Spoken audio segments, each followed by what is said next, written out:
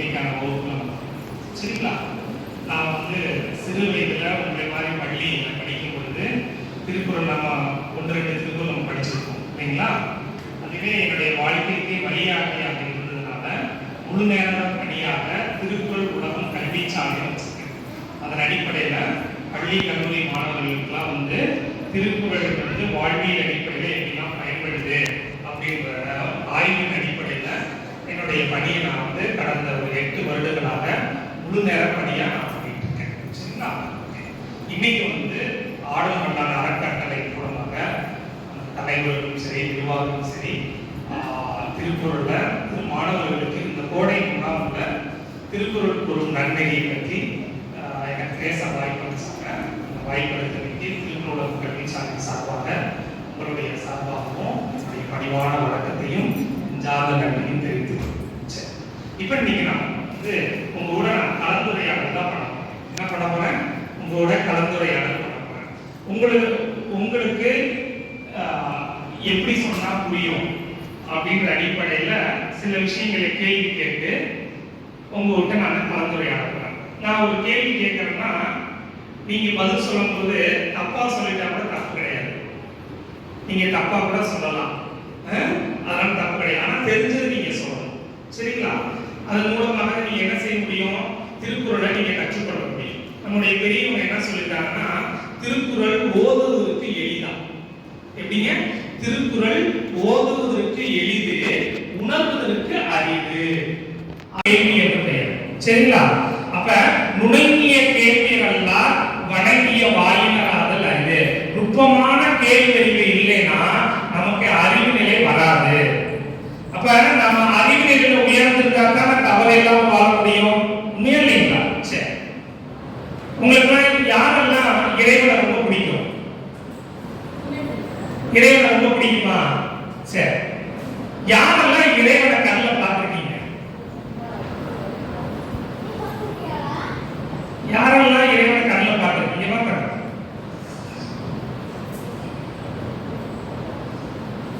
சும்மா பயப்படாம எங்க பார்த்தீங்க இறைவன்?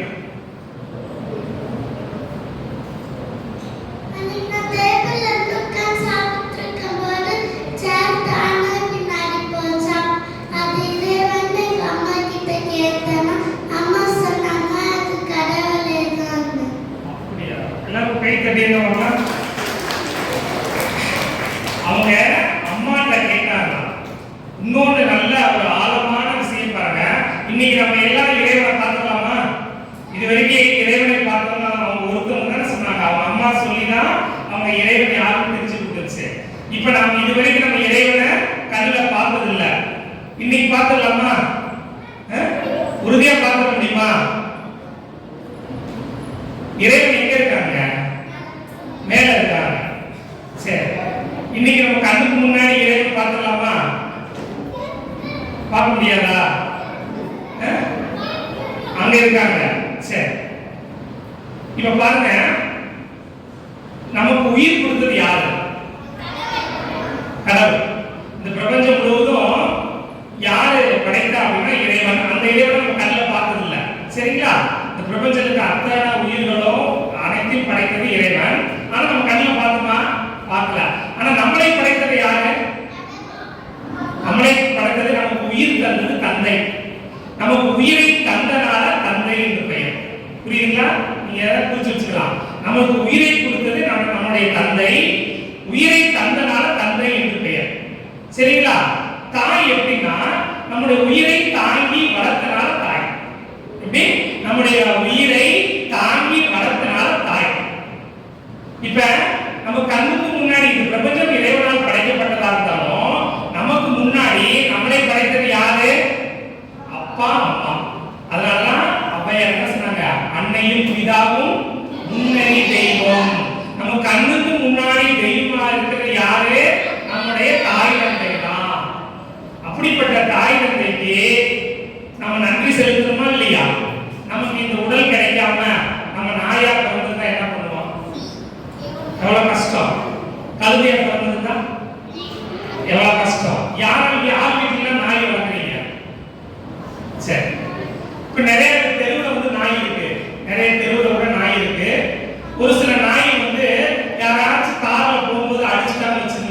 அந்த நாய்க்கு வாய் இருக்கு, என்னை போய் மருத்துவமனையில் விடுங்க எனக்கு அடிபட்டுருச்சுன்னு சொல்லி வாய் இருந்தாலும் சொல்ல முடியுமா?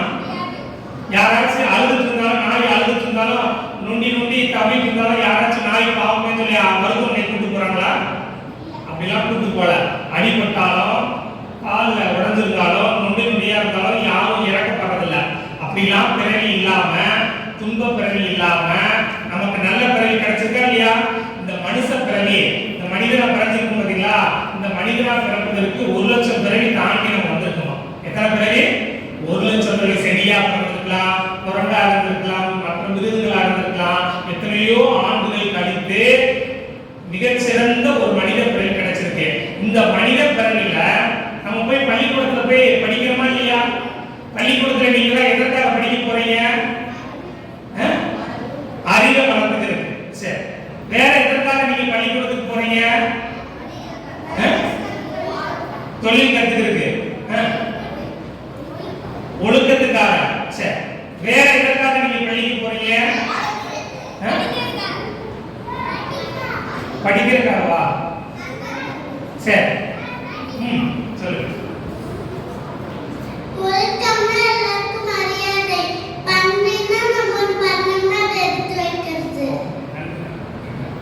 பாருங்க,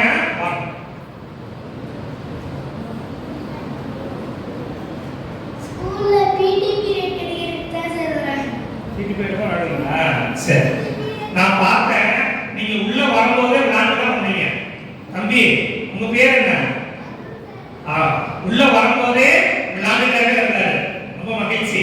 இப்ப நீங்க பள்ளிக்கூடத்துல படிக்கக்கூடிய பள்ளியில போய் படிக்கிறீங்க. அது வயிற்று பிழைப்புக்கான கல்வி. நீங்க ஏதாவது ஒரு துறையில போய் அந்த துறையில உங்களுடைய திறனை வளர்த்து கொண்டு நீங்கள் மிகச்சிறந்த மருத்துவராகவோ, மிகச்சிறந்த வழக்கறிஞராகவோ, இல்ல மாவட்ட ஆட்சியராகவோ, இல்ல திருப்பூர்ல தொழில் முனைவராக ஏதாவது ஒரு துறையில வல்லுநராகி செல்வம் ஈட்டி வயிற்று பிழைப்புக்கான படிக்கிற கல்வி தான் நீங்க பள்ளியில படிக்கிறீங்க. இன்னொன்று வந்து பாத்தீங்கன்னா, நம்மளை மனிதனாக பிறந்தராம மனிதனாக வாழ்றோமா அப்படின்னு கேட்டா நாம பெரும்பாலும் மிருகமாக வாழ்கிறோம். எப்படி இருக்கோம்? மிருகமாக வாழ்ந்துட்டு இருக்கோம். மிருகத்துக்கு எத்தனை அறிவு? 5 அறிவு. நமக்கு எத்தனை அறிவு? 6 அறிவு.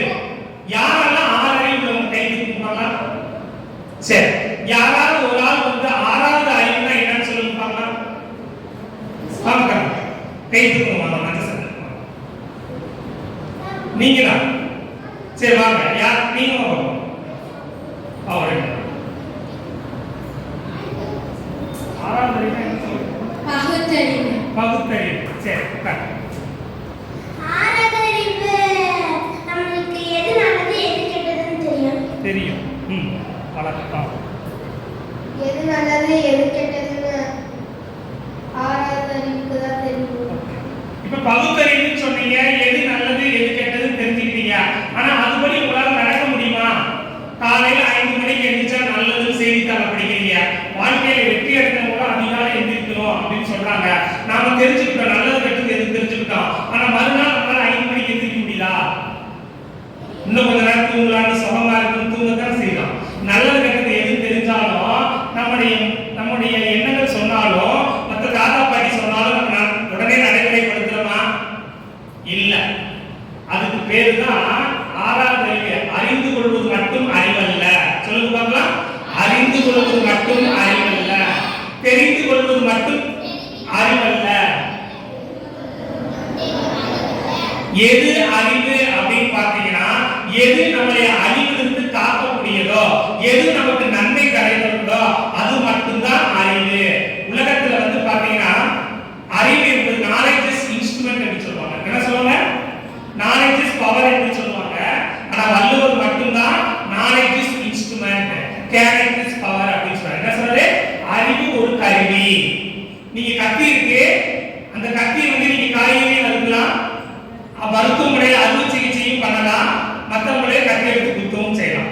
உண்மையில ஒரே கருவி என்ன செய்யுது?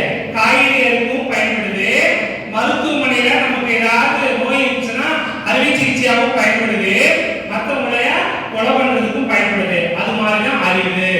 அறிவு என்பது ஒரு கருவி. நீங்க எப்படி பயன்படுத்துறீங்களோ அதுக்கு தகுந்த நன்மையை கொடுக்கும். நீங்க தவறாகவும் நீங்க அந்த அறிவை பயன்படுத்தலாம். உலகத்துல பெரிய பெரிய சயின்டிஸ்ட் குண்டு தயாரிச்சு அடுத்த நாட்டுல போடுறாங்களா இல்லையா? ஈவிரக்கம் இல்லாம கொள்றாங்களா இல்லையா? எத்தனை பேர் கத்தி எடுத்து உயிரை கொள்றாங்க உண்மையா? அப்ப அறிவு என்பது ஒரு கருவி. அந்த அறிவு கருவிய நீங்க நல்ல முறையில பயன்படுத்தணும்னா உங்களுடைய மனதை பற்றி நீங்க தெரிந்து கொள்ள வேண்டும். அந்த மனதை பற்றி தெரிந்து கொள்வதுதான் ஆறாவது அறிவு. மனதை அடிப்படையாக கொண்டு வாழக்கூடியவன் தான் மனிதன். ஆனா மனிதன் கண்ணு, காது, மூக்கு, வாய், மெய் 5 புலன்கள் அடிப்படையில் வாழ்கின்றான். அவன் இன்னும் மிருகமாக வாழ்ந்து கொண்டிருக்கிறான். யாரெல்லாம் நல்ல டிவி பார்க்கணும், நல்ல வாய்க்கு ருசியா சாப்பிடணும், நல்ல உடல் இன்பத்தை கொடுக்கணும் அப்படின்னு சொல்லி 5 புலன்கள் அடிப்படையில் யார் வாழ்கின்றார்களோ அவர்கள் அத்தனை பேருமே விலங்கு அப்படின்னு வள்ளுவர் சொல்லியிருக்கார். எனக்கு பெரிய படிக்கும் போது பெரிய வியப்பு. என்னதான் நம்ம நாகரிகமா நல்லா உடை கொடுக்கிறோம், நல்லா பேசுறோம், நம்மள போய் வள்ளுவர் மிருகம் சொல்லலாமா? சொல்லிட்டார். விலங்கோடு மக்கள் அணைய, சொல்லுங்க பார்க்கலாம்.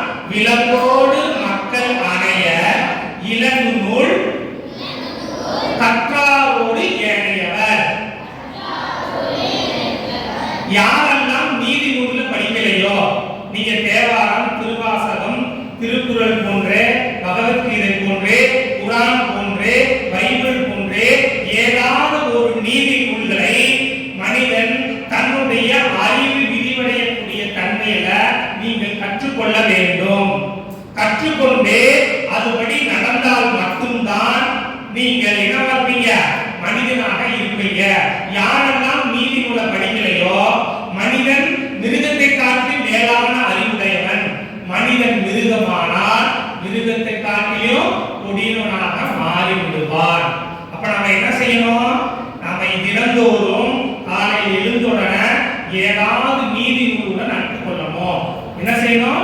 ஏதாவது நீதி நூலுட நம்ம படித்து அந்த கருத்துக்களை தன்னுடைய மனதுல மேல்பதிவாக போட்டு வைக்கணும். நமக்கு எத்தனையோ பிறவி எடுத்து நமக்கு விலங்கு குணங்கள்லாம் இருக்கும். ஆனா மேலான நல்ல எண்ண பதவிகளை போட்டுக்கிட்டீங்கன்னா எது மேலான பதிவு இருக்கோ அதான் வெளியே வரும்.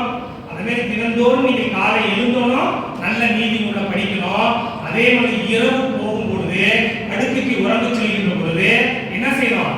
தினமும் ஏதாவது நல்ல நீதி நூலை படித்து விட்டு உறங்க வேண்டும். இந்த 2 விஷயத்தை கடைபிடிக்கலாமா? காலையில் எழுந்தோம்னா யாரெல்லாம் எழுந்தோம்னா குளிக்கிறீங்களோ மிக நல்லது. இல்ல பல்லு விளக்கிட்டு உடற்பயிற்சி செஞ்சுட்டு குளிக்கிறேன்னு சொன்னாலும் தப்பு இல்லை. ஆனா எழுந்து பல்லு விளக்கிட்டு ஏதாவது தேநீர் சாப்பிட்டு என்ன செய்யணும்? ஆரம்பிக்கிறது. நீங்க எப்படி ஒரு ஸ்லோகம் படிக்கிறீங்களோ அந்த மாதிரி ஏதாவது ஒரு நல்ல செய்திகளை நூல்களை நீங்க நட்பு கொள்ளணும். அந்த நீதி நூலுடைய நல்ல கருத்து தான் அன்றைய நாள் முழுவதும் உங்களை வழிநடத்தும்.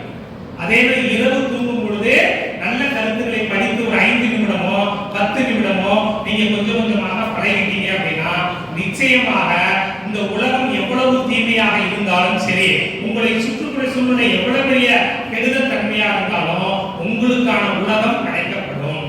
எண்ணம் போல் வாழ்வும் சொல்றாங்க இல்லையா? அந்த அப்படிப்பட்ட பண்பை நீங்க என்ன செய்ய முடியும்? பெற முடியும். இப்ப எங்க அம்மா இருக்காங்க. காலையில நான் 3:30 மணிக்கு எந்திரிப்பேன் தினந்தோறும். என்றால் ஒரு நாள் 3:30 மணிக்கு எந்திரிக்கல அப்படின்னா எனக்கு நானே தண்டனை கொடுத்துக்குவேன். அது எப்படிப்பட்ட தண்டனை அப்படின்னு பாத்தீங்கன்னா, இப்ப நமக்கு இப்போ ஒரு 1/2 மணி நேரம் நம்ம விட்டு கடந்து போயிருச்சு. பெரிய கோடீஸ்வரா இருந்து 10 கோடி ரூபாய் கொடுத்தாலும் நமக்கு அந்த நேரம் கிடைக்குமா? கிடைக்குமா? தங்கம் 10 கோடி கொடுத்தாலும் நம்ம 1/2 மணி நேரத்தை விலைக்கு வாங்க முடியுமா? விலைக்கு வாங்க முடியாது. நான் என்னைக்கா ஒரு நாள் அசதியா 4 மணிக்கு படுத்துட்டேன் அப்படின்னா 4 மணிக்கு தான் எந்திரிச்சு அப்படின்னா அந்த நேரத்தை விலைக்கு வாங்குறதுக்கு ஒரு ட்ரிக்ஸ் இருக்கு. 10 கோடி ரூபாய் கொடுத்தாலும் விலைக்கு வாங்க முடியாதுன்னா, ஆனா நாளைக்கு பாத்தீங்கன்னா நமக்கு புதிதா ஒரு நாள் கிடைக்குதா? அன்னைக்கு 3 மணிக்கு செஞ்சு அந்த 1/2 மணி நேரத்தை சரி பண்ணி என்ன பண்ணுவேன்? அந்த 1/2 மணி நேரத்தை சரி பண்ணிக்குவேன். காலம் என்பது இறைவனுக்கு சமம். சொல்லுங்க. யாரெல்லாம் காலத்தை சரியாக கடைபிடிக்கிறாங்களோ அவர்கள் இறைவன் இந்த உலகத்தை படைத்த எவ்வளவு பெரிய ஆற்றல் இருக்கும். அந்த மாதிரி நேரத்தை யார் சரியாக கடைபிடிக்கிறாங்களோ இறைவனுடைய படைப்பாற்றல் முழுதும் உங்களுக்கு வந்துடும். அப்ப நேரத்தை சரியாக கடைபிடித்தீங்கன்னா உங்களுக்கு எல்லா வகையான ஆற்றலும் கிடைக்கும், சக்தியும் கிடைக்கும். அது மூலமாக உங்க திறனை நீங்க என்ன செஞ்சுக்கலாம்? வளர்த்துக்கலாம். அப்படிப்பட்ட உயர்ந்த மாண்பை மாண்பை கடைபிடிக்கணும்னா நம்ம கண்ணுக்கு முன்னாடி அப்படி உயர்ந்த மாண்பை கடைபிடிக்கிறது யார் அப்படின்னு கேட்டீங்கன்னா நம்மளுடைய தாய். தந்தை கூட வள்ளுவர் சொல்லல. ஒரு குறள் சொல்றேன், திருப்பி சொல்லுங்க பார்க்கலாம். ஈன்ற பொழுதில் பெரிதுவக்கும் தன் மகனை சான்றோர் என கேட்ட தாய். தந்தை சொல்லல. ஏன் சொல்லல அப்படின்னு ஆய்வு நடத்தும் பொழுது தந்தை உயிரை மட்டும்தான் கொடுத்தாங்க. இப்போ ஒரு நிலத்துல போய் விதை விதைக்கிறோம். அந்த விதை சோட போயிருந்தா கூட நிலம் நல்ல நிலமாக இருந்து அந்த இடத்துல உரம் போட்டா அந்த விதை நல்லா வந்துருமா இல்லையா? அப்படி நம்மளை வளர்த்த தாய் நம்முடைய அவங்களுடைய ரத்தத்தை எல்லாம் தாய்ப்பாலாக கொடுத்து அவங்களுக்கு எவ்வளவு பெரிய துன்பம் வந்தாலும் சரி அந்த துன்பத்தெல்லாம் தாங்கி கொண்டு நம்மளுக்கு ஒரு சின்ன எறும்பு கூட கடிக்காத அளவுக்கு 2 கண்ணையும் நம்முடைய உடல் மேல வைத்து நம்ம நல்ல ஒரு தட்டு தடுமாறி நடக்கிற வரைக்கும் வயது வரைக்கும் நமக்கு என்ன செய்யறாங்க? அவங்களோட துன்பத்தெல்லாம் தாங்கிட்டு நமக்கு வளர்க்குறாங்க. அவங்க பேரு தான் தாய். தாய் இறைவனுக்கு சமமாக படைக்கப்பட்ட பொருளா. நீங்க நல்லா பாருங்க, இந்த பிரபஞ்சம் முழுவதும் இறைவனால் படைக்கப்பட்டது. ஆனா நம்மளை படைத்தது யாரு? தாய் தான். அதனாலதான் இறைத்தன்மைக்கு சான்றாக வாழக்கூடியவர்கள் சான்றோர்கள். சொல்லுங்க பார்க்கலாம், சான்றோர்னா யாரு? இறைத்தன்மைக்கு சான்றாக வாழக்கூடியவர்கள் சான்றோர்கள். அப்ப இறைத்தன்மைனா என்ன அப்படின்னு பாத்தீங்கன்னா அன்பும் கருணையாக இருப்பதுதான் இறைத்தன்மை. நம்முடைய அன்பும் கருணையாக இருப்பதுதான் இறைத்தன்மை. அப்படி அன்பும் கருணையாக இறைத்தன்மையா இருக்கக்கூடிய தாய் என்ன நினைக்கிறாங்க? நம்முடைய அம்மா நம்மளை பெற்றெடுக்கிறாங்களா இல்லையா? அப்ப பெரிய வலி வரும். நீங்க அம்மாட்டெல்லாம் கேட்டு பாருங்க, அம்மா நம்முடைய உயிரை பெற்றெடுக்கும் பொழுது உலகத்திலே மிகப்பெரிய துன்பம் எது அப்படின்னு பாத்தீங்கன்னா குழந்தை பெற்றெடுப்பத மறுபடிக்கு சமம் என்று சொல்றாங்க. ஆனா அப்படிப்பட்ட வலிமை, இறைவனுக்குள்ள வலிமை அம்மாட்ட இருக்கு. அவ்வளவு பெரிய வலிமை இருக்கு போய் தான் நம்மளை பெற்றெடுக்கிறாங்க. அப்ப கூட பெரிய சந்தோஷம் அடையிறது இல்லையா? எப்ப சந்தோஷம் அடைகிறாங்கன்னா உங்களை எல்லாம் பெற்றெடுத்தாங்களா இல்லையா? நீங்க இப்படிப்பட்ட குழந்தை நல்ல பண்புள்ள குழந்தை, நல்லா படிக்கிறாங்க, ஒழுக்கமா இருக்காங்க, சமுதாய சேவை நிறைய செய்யறாங்க, பெரியவங்களுக்கு மதிப்பு கொடுக்குறாங்க அப்படின்னு அடுத்தவங்க காதால உங்களை பாராட்டுறாங்க பத்தியா? அப்பதான் அம்மா பெரிய உவகை அடைகிறாங்களா. அந்த தன்மைய நாம உடல் கொடுத்தாங்க, அம்மா நமக்கு உடல் கொடுத்தாங்கல்ல, தந்தை உயிர் கொடுத்தாங்களா இல்லையா? அவங்களுக்கு செய்ய வேண்டிய நன்றி கடன்னா நீங்க பெரிய பங்களா வீடு கட்டுறதோ, அம்மாக்கு புதிய ஒரு சேலை எடுத்து கொடுக்கிறதோ, நகை நட்டு எடுத்து கொடுக்கலாம் கிடையாது. நீங்க சான்றோன் என்ற பெயரை வாங்கி கொடுக்கணும். என்ன வாங்கி கொடுக்கணும்? சான்றோன் என்ற பெயரை வாங்கி கொடுக்கணும். சான்றோன்னா என்ன சொன்னேன்? இறைத்தன்மைக்கு சமமாக வாழக்கூடியவர்கள் சான்றோர்.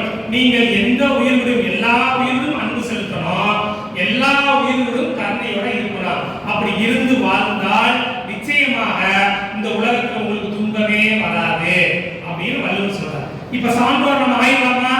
இப்ப கடவுள் நம்ம பார்த்தோமா இல்லையா? கடவுள் யாரு? நம்ம கண்ணுக்கு முன்னாடி தாய் தந்தை தான் நம்முடைய கடவுள். அப்ப தாய் தந்தைக்கு நம்ம எப்படி பேர் வாங்கி தரணும்? சான்றோன் என்ற பேர் வாங்கி தரணும். சான்றோன் வரணும் பேர் வாங்கி தரணும்னா நமக்கு 5 பண்புகள் நம்ம கடைபிடிக்கணும். எத்தனை பண்புகள் கடைபிடிக்கணும்? அந்த 5 பண்புகள் யாராச்சும் சொல்ல முடியுமா? என்னென்ன பண்பு இருந்தா நமக்கு நல்ல குணங்களோ நல்ல செயல்களோ வரும்? என்னென்ன பண்புன்னு யாராச்சும் சொல்ல முடியுமா? யாராவது தெரிஞ்சவங்க சொல்லலாம். எந்த பண்பு இருந்தா, ஏதாவது ஒரு பண்பு சொல்லுங்க பார்க்கலாம். எந்த பண்பு இருந்தா? ஒழுக்கம். ஒழுக்கம்ன்றது ஒரு செயல். அன்பு, கைதல், கருணை, அருமை. இது ரெண்டு என்னக்கா? பாசம், அருமைக்கான. என்னக்கா? கல்வி, நல்லது. பாருங்க, அன்புதான் அடிப்படை உறுப்புன்னு சொல்றார் வள்ளுவர். உயிருக்கு அடிப்படை உறுப்பு அன்பு. இந்த அன்பு இல்லாத உயிரே இந்த உலகத்துல கிடையாது.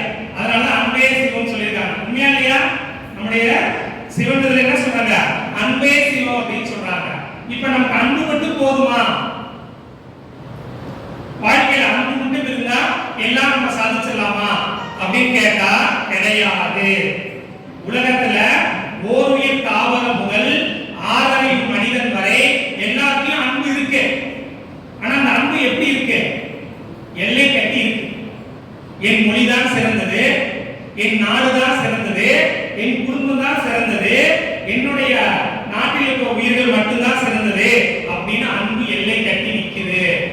அப்படி அன்பு எல்லை கட்டி நிக்க கூடாது. இந்த பிரபஞ்சம் பாத்தீங்கன்னா நிலம், நீர், நெருப்பு, காற்று, விண் 5 பஞ்சபூதங்களால் ஆனது.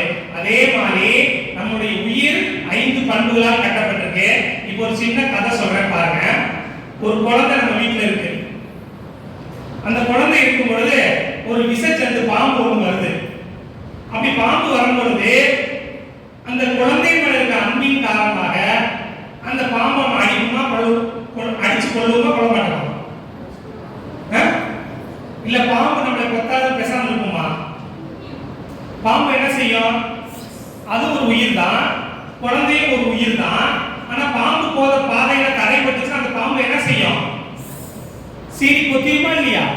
அப்ப நம்ம என்ன செய்வோம்? அந்த பாம்பை அடிச்சிடுவோம். அந்த பாம்பை ஏன் கொல்றோம்? குழந்தை மேல இருக்க அன்பின் காரணமாக குழந்தையை கொத்திருக்கேன்னு சொல்லி அடிச்சு கொள்றோமா இல்லையா? அப்ப அன்பே தெய்வம் அப்படின்னு ஒரு உயர்ந்த கொள்கை இருக்கும் பொழுது நாம அந்த தவறு செய்யறோமா இல்லையா? அதே மாதிரி கொசு அது ஒரு உயிர் தான். கொசு என்ன செய்ய நம்மளை கடிக்குது. நாம என்ன செய்யறோம்? கொசு கரணையெல்லாம் நம்மளை கடிக்குது. நாமளும் கரணையெல்லாம் கொள்றோமா இல்லையா? கொள்றோமா இல்லையா? அதே மாதிரி எதிர்நாட்டு படைகள் நம்மளை நம்ம நாட்டுல தாக்குறாங்க. ஏதாவது இருந்து எங்களுக்கு கொலைக்க வழி இல்லைன்னு சொன்னா நம்ம பொருள் கொடுத்து உதவிடலாம். ஆனா இந்த நாட்டுல செல்வம் அதிகமா இருக்குன்னு சொல்லிட்டு அவங்க சண்டை போடும் பொழுது நம்மளும் என்ன செய்யறோம்? எதிர்நாட்டு வீரர்கள் எல்லாம் அவங்களும் மனைவி இருக்காங்க, குழந்தை இருக்காங்க, அவங்கள சுட்டா பாவம் அப்படின்னு பாவம் நீங்க பாக்குறோமா? சுட்டு தள்ளிட்டு தானே இருக்கும். டபடபடப நடிச்சு கொஞ்சம் கூட கவலையே இல்லாம எல்லா உயிரும் என்ன செய்யலாம்? சுட்டு தள்ளிடும். உண்மையா? அப்ப என்ன காரணம் அப்படின்னா ஒவ்வொரு மனிதனுக்கும் என் நாடு, என் குடும்பம், என் உயிர் அப்படின்னு எல்லை கட்டி நிற்கும் பொழுது அதே அன்பு தவறு செய்யும். என்ன செய்யும்? தவறு செய்யும். இதத்தான் வள்ளுவர் ஒரு குறள்ல சொல்றார். அறத்திற்கே அன்பு சார்பென்ப, சொல்லுங்க. அறத்திற்கே அன்பு சார்பென்ப அறியார் மரத்திற்கும் அன்பே துணை. அறம் செய்வதற்கு அன்பு துணையா இருக்கு, அறம் இல்லாத செயலுக்கு அதே அன்பு துணையா இருக்குன்ற. நன்மை செய்வதற்கு அன்பு சார்பா இருக்கு, ஆனா தவறு செயலுக்கு அதே அன்பு துணையா இருக்கு. அப்ப அன்பு என்ன செய்யக்கூடாது? நாம எல்லை கட்டி வைக்க கூடாது. எனக்கு மட்டும் என் உயிர் தான் சிறந்தது, என்னுடைய அம்மா அப்பா தான் சிறந்தவங்க, என்னுடைய கூட பிறந்த சகோதரர் தான் சிறந்தவங்க, என் தாய்மொழி தான் சிறந்தது, என் நாடு தான் சிறந்தது அப்படின்னு எல்லை கட்டி நிற்க கூடாது. ஏன் அப்படின்னா இந்த பிரபஞ்சம் முழுவதும் இறைவனால் படைக்கப்பட்டது. இந்த பிரபஞ்சத்தில் இருக்க அனைத்து உயிர்களும் இறைவனால் படைக்கப்பட்டது. எல்லா உயிர்களும் இறைவனால் படைக்கப்பட்டது பொழுது இந்த உலகத்தில் வாழக்கூடிய அத்தனை உயிர்களும் யாரே? இறைவனால் படைக்கப்பட்டது. அப்ப நாமெல்லாம் யாருங்க? ஒரே இறைவனால் படைக்கப்பட்ட சகோதர சகோதரிகள். இந்த மாண்பு ஒரு மனிதனுக்கு வருகின்ற பொழுது உங்களுடைய அன்பு என்ன செய்யும்? விரிவடையும். அப்படி விரிவடையும் போது மட்டும்தான் நீங்கள் பழி செயலை செய்ய மாட்டீங்க. என்ன செய்ய மாட்டீங்க? பழி செயலை செய்ய மாட்டீங்க. இல்லைன்னா என்ன செய்வீங்க? சாதாரண ஒரு உயிர் தானே அடிப்போம், நம்மளை காற்று வலிமை கம்மியா இருக்கவங்க அடிச்சு அந்த நாட்டை புடுங்குவோம், இப்படி என்ன செய்வோம்? மற்ற உயிர்கள் நமக்கு பலம் கம்மியாக இருக்கும் பொழுது, அறிவு நிலையில கம்மியா இருக்கும் பொழுது நம்ம என்ன செய்வோம்? அடுத்தவங்களை அறிமுகப்படுத்துமா இல்லையா? யாரு மற்றவங்களை அடிமைப்படுத்துவாங்க? பலம் உள்ளவங்க பலம் இல்லாதவங்க அடிமைப்படுத்துறாங்க, அறிவு உள்ளவங்க அறியாமை உள்ளவங்களை அடிமைப்படுத்துறாங்க. அப்படி நம்ம என்ன செய்யக்கூடாது? அடிமைப்படுத்தக்கூடாது. அப்படி அடிமைப்படுத்தக்கூடாம இருக்கணும்னா நமக்கு என்ன பண்பு வேணும்? பழிச்செயல் செய்யாத பண்பு வேணும். சொல்லுங்க பார்க்கலாம். பழிச்செயல் செய்யாத பண்பு வேணும். இதத்தான் வள்ளுவர் சொல்றாரு, கருமத்தால் நாணுதல் நாடு. சொல்லுங்க பார்க்கலாம். கருமத்தால் நாணுதல் நாடு, திருநுதல் நல்லவர் நானும் பிற. பெரியவங்க சொல்லுவாங்க, நான் என்ன கர்மம் பண்ணணும் தெரியல, நான் நல்லதான நினைக்கிறேன், எனக்கு துன்பம் வந்துகிட்டே இருக்குன்னு அப்படி சொல்றாங்களா இல்லையா? ஒரு சில நேரத்தில் நிறைய சாமி கும்பிடுவாங்க, கோயில் கோயிலாக இறங்குவாங்க, ஆனா என்னோட கஷ்டம் தீரல, என்னோட துன்பம் போகல, நான் என்ன கர்மம் பண்ணணும் தெரியல. அப்ப அப்படின்னு புலம்புறாங்களா இல்லையா வீட்டுல? அதுக்கெல்லாம் என்ன காரணம் அப்படின்னா நீங்க ஆழமா சிந்திச்சுக்கங்க. 3 விஷயத்தை நீங்க தெரிஞ்சுக்கணும். ஒன்னு செயல், சொல்லுங்க பார்க்கலாம். செயல், ஒன்று செயல், 2 வினை, 3 கர்மம். செயல்னா என்ன அப்படின்னா திட்டமிடல் தான் செயல். நீங்க 5 மணிக்கு எந்திரிக்கணும்னு முதல் நாள் இரவு திட்டமிடுறீங்கல்ல, அந்த மனதுல எண்ணத்துல திட்டமிடுறதுக்கு பேர் செயல். எதை திட்டமிட்டீங்களோ அதை நடைமுறைப்படுத்தினா அதுக்கு பேரு வினை. சொல்லுங்க பார்க்கலாம். அதை நடைமுறைப்படுத்தினா அதுக்கு பேரு வினை. இரவு திட்டமிட்டீங்களா இல்லையா? 5 மணிக்கு எந்திரிக்கணும்னு மறுநாள் காலையில எந்திரிச்சு 5 மணிக்கு யார் 4:55க்குலாம் அலாரம் வைத்தோ இல்ல வீட்டுல தாத்தா பாட்டி இருந்தாலோ அம்மா அப்பாட்ட சொல்லி யார் 5 மணிக்கு எந்திரிக்கிறீங்களோ அதுக்கு பேரு வினை. அந்த வினையில எது நீங்க நல்லது கெட்டது தெரிஞ்சுக்கிறதுக்காக நல்ல நீதி நூலை படிக்கிறீங்களோ அதுதான் உங்களுக்கு என்னவா மாறும்? கர்மமாக மாறும். நீங்க கோபப்பட்டாலோ நன்மை செஞ்சாலோ அது மற்றவங்களுக்கு போய் பாதிக்குதா இல்லையா? இப்படி அன்பு செஞ்சா மற்றவங்களுக்கு அன்பு நம்மகிட்ட அன்பா இருப்பாங்க. கருணையோட இருந்தா மற்றவங்களுக்கு நம்மகிட்ட கருணையா இருப்பாங்க. நாம கோபப்பட்டு பேசினா மற்றவங்களையும் நம்ம கோபப்படுத்துவோம். அதுவே நம்ம கர்மமாக மாறிடும். அப்ப செயல், மனதிலிருந்து எழக்கூடிய எண்ணங்களை நீங்க திட்டமிடணும். அதுல நல்ல எண்ணங்களும் வரும், கெட்ட எண்ணங்களும் வரும். ஏன் அப்படி வருது? நம்முடைய பழக்க வழக்கத்தினால நல்ல எண்ணங்களும் வரலாம், கெட்ட எண்ணங்களும் வரலாம். பிறகுன தூண்டுதல நல்ல எண்ணங்களும் வரலாம், கெட்ட எண்ணங்களும் வரலாம். மரபின் அடிப்படையில நல்ல எண்ணங்களும் வரலாம், கெட்ட எண்ணங்களும் வரலாம். எண்ணங்கள் வருவது தவறல்ல. ஆனா எண்ணத்தை என்ன செய்யணும்? ஒரு அறிவுனா என்ன சொன்ன பகுத்தறிவு சொன்னீங்களா இல்லையா?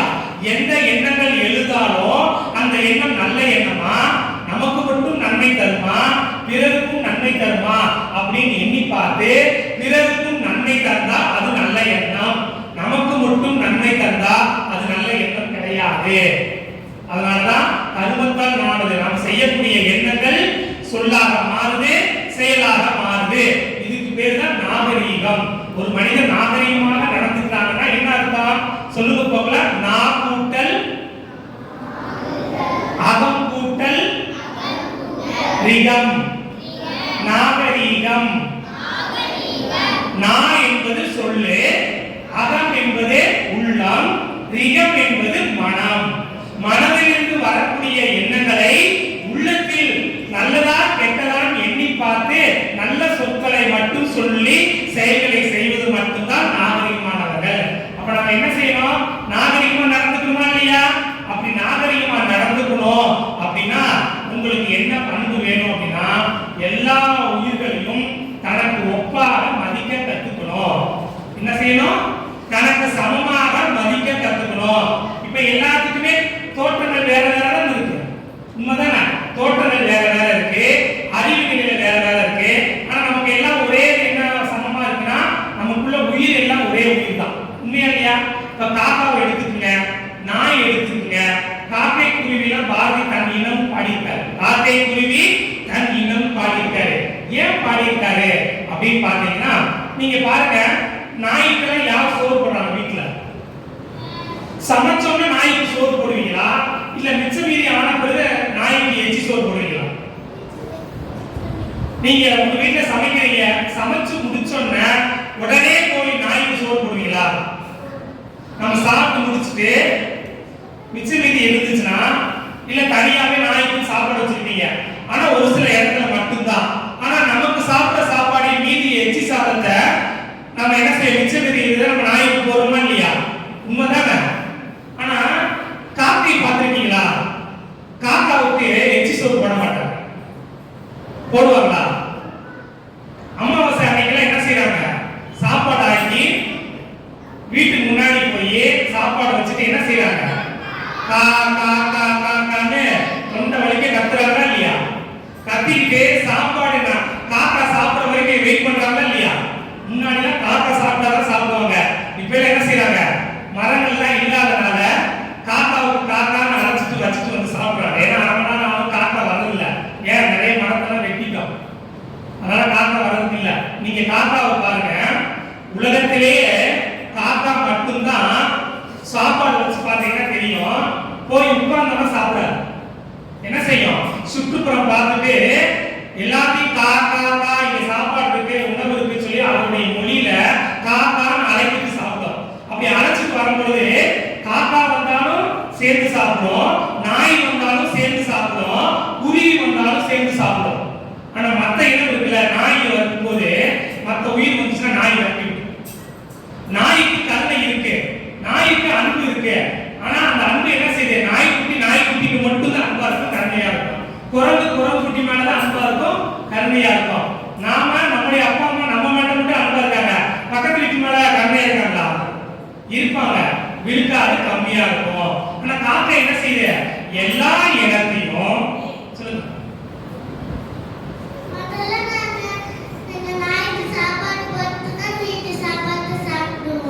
அப்படியே கரா நீங்க ரொம்ப கருணையா இருக்கீங்க அர்த்தம் அப்படியே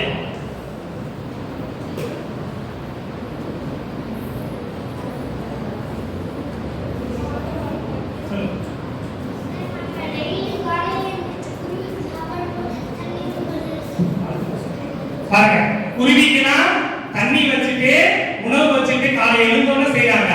இதெல்லாம் மிகச்சிறந்த ஒரு பண்பு.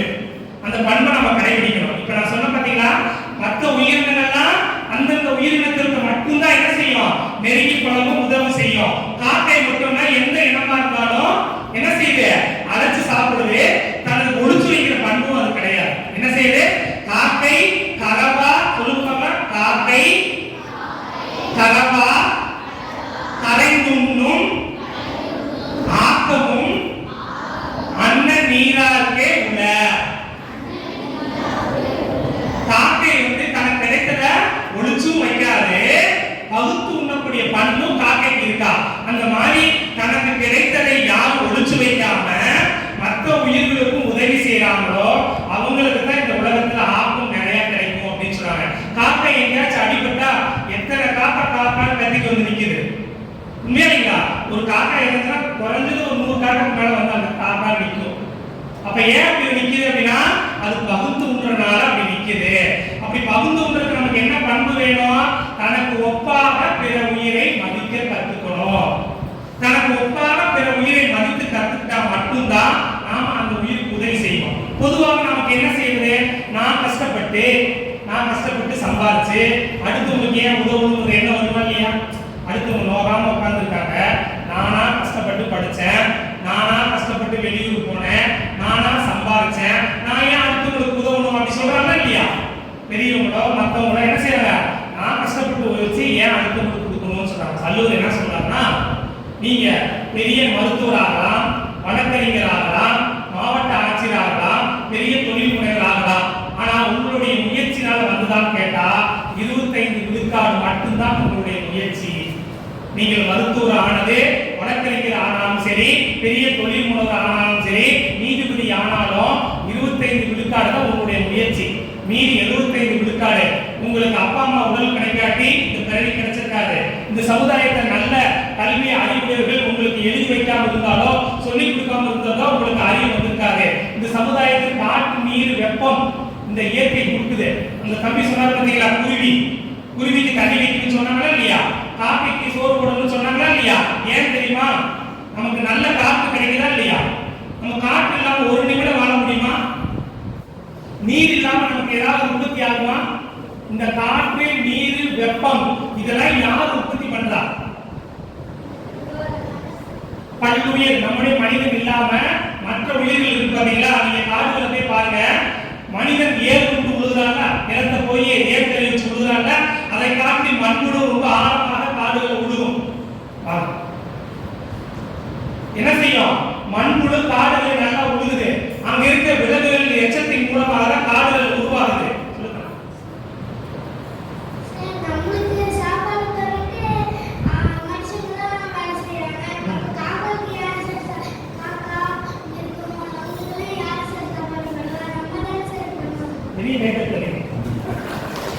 ரொம்ப அருமையா சொல்றாரு. நமக்கெல்லாம் அப்பா அம்மா 5 வயசு வரைக்கும் நம்ம தகுந்து நடப்பதற்கு கல்வி கொடுப்பதற்குலாம் நம்ம சுற்றத்தார் இருக்காங்க. ஆனா அந்த உயிரினங்கள்லாம் என்ன செய்யுது, நம்ம தண்ணி இல்லாம போனாலும் சரி, யானை எல்லாம் ஊருக்குள்ள வருதா இல்லையா. அதனாலதான் பகுத்துண்டு பல்லுயிர் ஓம்புதல் நூலோர் தொகுத்தவற்றுள் எல்லாம் தலை. என்ன சொல்லிருக்காங்க, பகுத்துண்டு மனிதனை மட்டும் பகுத்து உண்ணக்கூடாது, பல்லுயிர் ஓம்புறோம். காடுகள்ல அங்க இருக்கக்கூடிய விலங்குகள் இல்லாம போனா நமக்கு நல்ல காற்று கிடைக்காது. மரங்கள் இல்லைன்னா நமக்கு நல்ல காற்று கிடைக்குமா, கிடைக்காது. நம்ம ஆக்சிஜன் மரங்கள் இருந்தா எடுக்கிறோம், சுவாசிக்கிறோம், திரும்ப நம்ம கார்பன் டை ஆக்சைடை வெளியிடுறோம். அந்த காற்றை சுத்தப்படுத்துறதே மரங்கள் தான். காற்று நல்ல காற்று குளிர்ந்த காற்று தான் நீராவியாகி மேல போய் நமக்கு மழை வருது. இறைவன் மிகப்பெரிய கருணை உணர்வு எடுத்துக்காட்டு பாருங்க. ஓரறிவு தாவரங்கள் முதல் 6 அறிவு மனிதன் வரை பணம் சம்பாதிக்க அப்பா அம்மா எப்படி ஓடுற மாதிரியோ நீங்க போய் காட்டுல போய் மரத்தை வெட்டி சுவாசிக்குங்க அப்படின்னு சொன்னா நம்ம ஒரு நிமிடம் வாழ முடியுமா. வாயும் மூக்கையும் பொத்திட்டா என்ன செய்ய முடியும், ஒரு நிமிடம் மூச்சு நம்ம நம்மளால விட முடியாம இருக்க முடியாது. அந்த மாதிரி பணம் சம்பாதிக்கிற மாதிரி காற்றை போய் நீங்க போய் சம்பாதிங்க அப்படின்னு சொன்னா காடுகளை வெட்டி நம்ம போய் சுவாசிக்க முடியுமா? அப்ப காற்று இறைவன் நமக்கு இலவசமா கொடுத்துருக்காங்க. ஓரளவு தாவரம் முதல் ஆறரை மனிதர். அதே மாதிரி தண்ணி கொடுத்துருக்காங்களா இல்லையா? தண்ணி நாம ஏதோ உற்பத்தி பண்றோமா? தாயை கழித்தாலும் தண்ணியை கழிக்க கூடாது. என்ன சொன்னாங்க? தாயை கழித்தாலும் தண்ணீரை கழிக்க கூடாது. ஏன்? இந்த உலகத்துல இறைவனால் படைக்கப்பட்டது எப்படி பெண்ணை படைக்கப்பட்டிருக்கோ அனைத்து உயிர்களும் நீரால தான் படைக்கப்பட்டிருக்கு. இன்னைக்கு நம்ம என்ன பண்ணோம்? ஐயா என்ன சொன்னாங்க? நீரின் வளம் பெருகுன்னு சொன்னாங்க. உண்மையா இல்லையா? மிகச்சிறந்த உண்மை.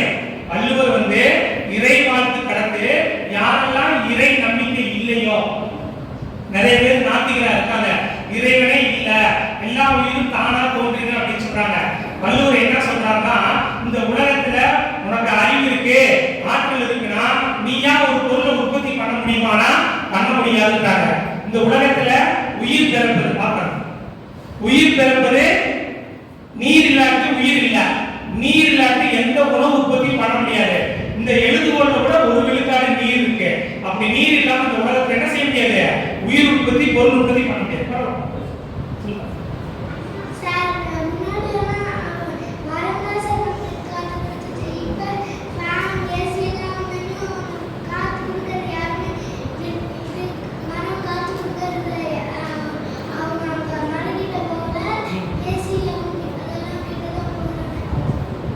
மரங்களை வளர்க்காம நல்ல குளிர்ந்த காற்று கிடைக்காம ஏசி தான் பயன்படுத்துறாங்க. தம்பி சொன்னது 100% விழுக்காடு உண்மை. நீங்க அதிகமா கடையில விற்கிறது ஏசி தான் விற்குது. நம்ம வீட்டுக்கு ஒரு 2 மரம் 3 மரம் 4 மரம் வச்சிருக்கோம் அப்படின்னா நல்ல இயற்கையான காற்றே நமக்கு கிடைச்சிருக்கும். அப்படி தப்பு பண்ணாம என்ன செஞ்சிருக்கோம்? நம்ம எல்லா மரங்களையும் வெட்டிட்டு ஏசி பயன்படுத்துறோம். ஏசி பயன்படுத்துறதுனால சுற்றுப்புற கேடு வரும், அதிகமான வெப்பம் வரதுக்கு வாய்ப்பு இருக்கு அப்படின்னு சொல்றாங்க. அதனால நம்ம என்ன செய்யணும்? மரங்களை நிறைய வளர்க்கணும். மரங்கள் மூலமா நல்ல காற்று கிடைக்கும்.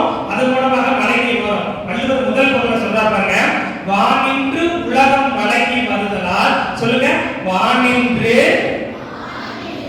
உலகம் வழங்கி வருதலால் தான் அமிர்தம் என்று உணரக் காற்று. அமிர்தம் அப்படின்னா தாய்ப்பால் அர்த்தம். நாமெல்லாம் எப்படி அம்மாட்ட தாய்ப்பால் குடிச்சு வளர்ந்தோமோ அதே போல இந்த வானம் என்பது தாய் போல இருந்து அனைத்து உயிர்களுக்கும் தாய்ப்பாலா இருக்கான். மழை நீர் என்னவா இருக்கு? தாய்ப்பாலாக இருக்கு. தாய்ப்பால் நல்லா குடிச்சவங்க நிச்சயமாக ஆரோக்கியமான வாழ்வு வாழ்வாங்க.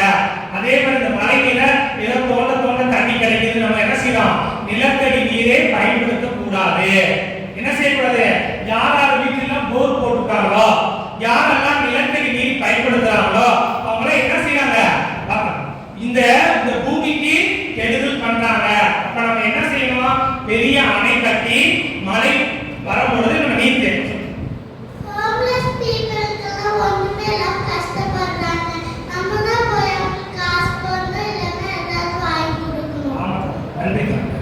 இந்த மாதிரி கருணையா நடந்துக்கணும். நல்லா பாருங்க, மழை பெய்யும் பொழுது, பெருமழை பெய்யும் பொழுது நம்ம அணை கட்டி தேக்கி வைக்கணும். அதே மாதிரி வீட்டுல நீர் மழை நீர் தொட்டி சேகரிக்கணும். நம்முடைய ஆறு குளம் தடாகம் சொல்ற நீர் பகுதியெல்லாம் தூர்வாரி நிலத்தடி நீரை நாம என்ன செய்யணும்? பெருமழை பெய்யும் பொழுது தண்ணீர் தேக்கி வச்சுட்டோம்னா நிலத்தடி நீர் குறையாது. விவசாயத்துக்கு எப்படி தண்ணி கிடைக்கும்? நம்முடைய ஆறு குளங்கள் எல்லாம் என்ன செய்யும்? தண்ணி நீராவியாகி நமக்கு மாதம் முன்னாடி மழை பெய்ஞ்சாங்க. எத்தனை மழை இருந்துச்சு? மாதம் 3 முறை மழை பெய்யுது. ஆனா இன்னைக்கு வருஷத்துக்கு கூட 3 மாசம் கூட மழை பெய்யல. நம்ம தண்ணி கர்நாடகால பிச்சை எடுக்கிறோமா இல்லையா? கேரளால பிச்சை எடுக்கிறோமா இல்லையா? தண்ணி குடிக்கணும்னு சொல்றோமா இல்லையா? அப்படி நம்ம இருக்கக்கூடாது. நாம அணை கட்டி நீரை பெருக்கி, தமிழர்கள் அப்படிப்பட்ட கொடை வள்ளல் உள்ளவங்க. ஆனா நாம என்ன செஞ்சோம்? தண்ணியை பொருளாதார பெருசு சொல்லி தண்ணியை நாம மதிக்கலாம். தண்ணியை எதற்கு சமமா மதிக்கணும்? நம்முடைய தாய்ப்பாலுக்கு சமமா மதிக்கணும். நம்ம வீட்டுல ஒரு சொட்டு தண்ணியை கூட சும்மா தெரியாம திறந்து விட்டு வந்துடக்கூடாது. தண்ணி திறந்து விட்டுனா முழுமையாக அடைத்து விட்டு சரியான தேவையின் அடிப்படையில் பயன்படுத்தணும். சரிங்களா? அப்ப தனக்கு ஒப்பாக பிற உயிரை மதித்தா மட்டும்தான் நீங்க இந்த உயிருக்கு என்ன உங்களுடைய உள்ளத்துல கருணை என்ற உணர்ச்சி பிறக்கணும். என்னுடைய உயிர், என்னுடைய இனம், என்னுடைய மொழி எல்லை கட்டாம அதுவும் ஒரு இனம், அதுவும் ஒரு உயிர் அப்படின்னு நினைக்கும் போது உங்களுடைய உள்ளத்துல என்ன வரும்? கண்ணோட்டம் என்னும் பெருங்கருணை உருவாகும். கருணை, பெருங்கருணை, தனிப்பெரும் கருணை.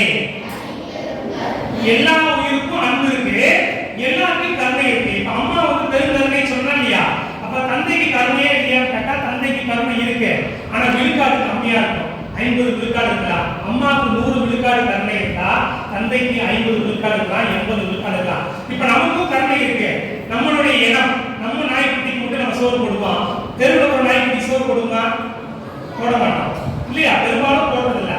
அப்ப என்னன்னா உங்களுடைய கருணையை நீங்க என்ன செய்யணும், எல்லா உயிர்களும் நம்முடைய சகோதரர்கள் அப்படின்னு எண்ணி பார்த்து எப்பெல்லாம் துன்பம் வருதோ, எப்பெல்லாம் இடையூறுகள் வருதோ அந்த உயிருக்கு நம்மால் முடிந்த உதவியை செய்யணும். நான் சொன்னேன்ல, நீங்க டாக்டர் ஆனாலும் பெரிய அறிஞர் ஆனாலும் உங்களுடைய விழுக்காடு 25 விழுக்காடு தான் சொன்னேன். சமுதாயம் உங்களுக்கு கொடுத்த வாய்ப்பு, இயற்கை உங்களுக்கு கொடுத்த வாய்ப்பு மூலமாக தான் நீங்கள் 100 விழுக்காடு திறன் உள்ளவங்களா இருக்கீங்க. அதுதான் வள்ளுவர் சொல்றாரு, சொல்லுப்பா, தாளாற்றி தந்த பொருளெல்லாம் தக்கார்க்கு வேளாண்மை செய்த பொருட்டு. இந்த திருக்குறள் திரும்ப சொல்லுப்பா, தாளாற்றி தந்த பொருளெல்லாம் தக்கார்க்கு வேளாண்மை செய்த பொருட்டு. இந்த வேளாண்மை என்று சொல்லி எங்க பயன்படுத்துறாங்க? யாராவது சொல்லுங்க பார்க்கலாம். வேளாண்மை என்று சொல்லி எங்க பயன்படுத்தப்படுது? விவசாயத்துல வேளாண்மை என்று சொல்லி பயன்படுத்துறாங்க. வேளாளர்கள் விதைக்கக்கூடிய நிலத்துல விதைக்கக்கூடியவங்கள வேளாளர்கள் என்று சொல்லுவாங்க. வேளாண்மை செஞ்சிருக்கிற அப்படின்னு சொல்லுவாங்க. வள்ளுவர் தாளாற்றி தந்த பொருள்னா, தாள்னா முயற்சினால் வந்த பொருள் சொல்லல, தந்த பொருள். நீங்க முயற்சி செய்றீங்க, இயற்கை கொடுக்குது. அப்படி கொடுத்த பொருளை, அறிவையோ உடல் உழைப்பையோ பொருளையோ தக்காருக்கு தகுதி உள்ளவங்களுக்கு நீங்க வேளாண்மை செய்யணும். எப்படி ஒரு செடி ஒரு நிலத்துல போய் ஒரு நெற்பயிரை நம்ம விதைச்சோம் அப்படின்னா அது 10 நெற்பயிரை எப்படி விளைந்து மற்றவங்களுக்கு பயன்படுதோ, அதனால உங்களுக்கு கிடைச்ச அறிவு பொருள் பணம் இல்லாம உங்களுடைய முயற்சி 25 விழுக்காடு தான். மீதி 75 விழுக்காடு இறைநிலை, இயற்கை, சமுதாயம், தாய் தந்தை கொடுத்தது. அப்ப அதை எண்ணி நம்ம என்ன செய்யணும், நம்ம பெருங்கருணையாக இருந்து இந்த உலகத்தில் நம்மளால முடிந்த நன்மையை செய்யணும். அதான் வள்ளுவர் என்ன சொல்றாருன்னா, கலிப்பெரும் காரிகை. இந்த உலகம் பெருங்கருணையாக இருக்கு. பெருங்கருணைக்கு நான் என்ன எடுத்துக்காட்டு சொன்னேன், இறைவன் எவ்வளவு பெருங்கருணை உள்ளவர். காற்று, நீர், வெப்பம் அடிப்படை தேவை ஒரு உயிருக்கு, அது எல்லா உயிருக்கும் சமமா கொடுத்துட்டாங்களா இல்லையா? அப்ப இறைவன் எப்படி பெருங்கருணையாக இருக்கிறாரோ அதுபோல் நாமும் பெருங்கருணையாக இருக்கணும். அப்படி யார் பெருங்கருணையாக இருக்கிறார்களோ அவங்களுக்கு தான் இந்த உலகம் உரிமை உடையதான். கருமம் சிதையாமல், சொல்லுங்க, கருமம் சிதையாமல் கண்ணோட வல்லார்க்கு உரிமை உடைத்தது இவ்வுலகு. நான் சொன்ன கர்மம் என்ன கர்மம் பண்ணணும் தெரியும் சொன்னா இல்லையா? அப்ப என்ன செய்யணும், உங்களுக்கு கிடைச்ச அறிவையோ உடல் உழைப்பையோ பொருளையோ மற்றவர்களுக்கு நன்மை செய்து யார் வாழ்கின்றார்களோ அவர்கள் தான் இந்த உலகத்தை நிம்மதியாகவும் நிறைவாகவும் வாழ முடியும். அப்படி நன்மை வந்துச்சுன்னா நீங்க என்ன செய்வீங்க, எல்லா உயிர்களுக்கும் நன்மை செய்வீங்க. பார்க்கணும், என்ன செய்வீங்க, எல்லா உயிர்களுக்கும் நன்மை செய்வீங்க. அந்த நன்மைக்கு பேர் என்ன அப்படின்னு பாத்தீங்கன்னா வாய்மை. அப்படின்னா நன்மை.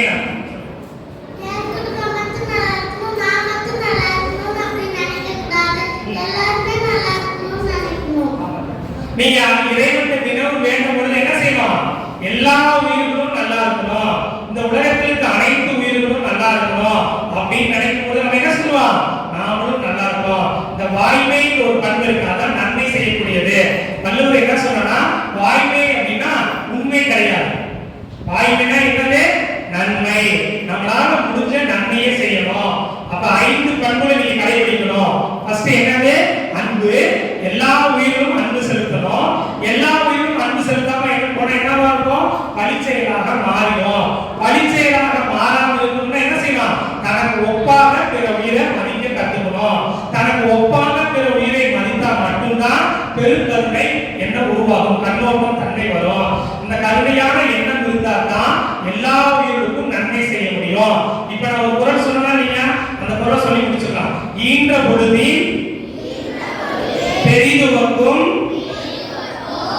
சொல்லுங்க, ஈன்ற பொழுதில் பெரிதுவக்கும் தன் மகனை சான்றோன் என கேட்ட தாய். இந்த சான்றோன் மாறுக்கு 5 பண்புகள் வேணும். அன்பு, நாணம், ஒப்புரவு, கண்ணோட்டம், வாய்மை, 5 சால் ஊன்றிய தூண். இந்த 5 பண்புகளையும் நீங்கள் கடைபிடித்தால் நிச்சயமாக நீங்க சான்றோராக வாழ்வீங்க. யாரெல்லாம் இறைத்தன்மைக்கு சான்றோராக வாழ்றாங்களோ இந்த இறைநிலை அவங்களுக்கு எந்த துன்பத்தையும் தராது அப்படின்னு வள்ளுவர் சொல்றார். எனக்கும் சரியான நேரம் 11 மணி ஆயிடுச்சு. கொடுக்கப்பட்ட நேரம் 10 மணியிலிருந்து 11 வரை. காலத்தை சரியாக கடைபிடிப்பவர்கள் இறைவனுக்கு சமமாக எல்லா ஆட்களும் பெறுவாங்க. அதே மாதிரி நீங்களும் காலத்தை சரியாக கடைபிடிக்க வேண்டும் சொல்லி இன்று வாய்ப்பளித்த இறைவனுக்கும் ஆடல் வல்லார் அறக்கட்டளை சார்பாக அவர்களுக்கும் திருக்குறள் கல்விச்சாலை சார்பாக என்னுடைய பணிவான வணக்கத்தையும் நெஞ்சான நன்றி தெரிவித்து நன்றி. ஐயா அவர்களுக்கு நன்றி சொல்லிடலாமா? ஐயா அவருடைய சிறப்பு உரையாற்றினார்கள். நேற்று ஒரு ஐயா என்ன சொன்னாங்க? வரலாற்று புத்தகத்துல நம்ம பேரை எழுதணும். வரலாற்று புத்தகத்துல நம்ம பேர் இடம்பெற வேண்டும். அது இடம்பெற வேண்டும் சொன்னா நம்ம திருக்குறள் படிச்சிருக்கணும். ஏன்னு சொன்னா உலகத்துல 2 புலவர் தான் தெய்வ புலவர். என்ன புலவர்? ஒண்ணு தெய்வ புலவர் திருவள்ளுவர், இன்னொருத்தர் தெய்வ சேக்கிழார். 2 புலவர். உலகத்துல எத்தனையோ மனிதர்கள் பிறந்திருக்காங்க, எத்தனையோ புலவர்கள் வந்திருக்காங்க. ஆனால் தெய்வ புலவர், அது தலைமையானவர் தெய்வ புலவர் திருவள்ளுவர். சொல்லுங்க, திருவள்ளுவர். அதனால தினமும் ஒரு திருக்குறளை படிச்சு அதன்படி நாம் வாழ கற்றுக்கணும் என்பது ஐயா சொன்னாங்க. ஐயா அப்போ தொடர்ந்து நம்ம பள்ளிகளையும் வந்து இனிமேல் உரையாற்றுவாங்க. நம்ம திருக்குறளை பின்பற்றி நம்ம வாழ்க்கையை நெறிப்படுத்திக் கொள்ள வேண்டும் என்று அன்புடன் கேட்டுக்கொள்கிறோம்.